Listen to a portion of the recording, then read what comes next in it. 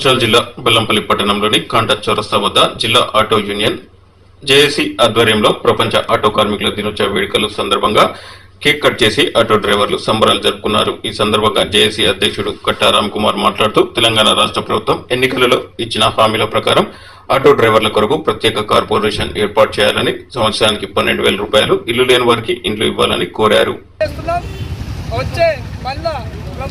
ప్రపంచ ఆటో కార్మిక దినోత్సవం వరకు ఆటో డ్రైవర్ల సమస్యలన్నీ ప్రభుత్వం తీర్చాలని ప్రభుత్వానికి ప్రత్యేకంగా డిమాండ్లు. 1,000 కోట్లతో ప్రత్యేక కార్పొరేషన్ ఏర్పాటు చేయాలి, ఇల్లు లేని ఆటో డ్రైవర్లకు ఇల్లు మంజూరు చేయాలి.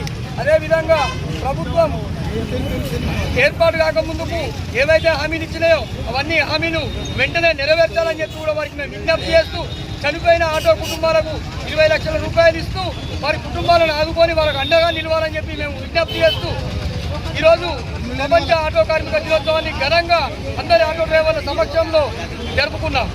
డ్రైవర్లకు ఆటో కార్మిక శుభాకాంక్షలు.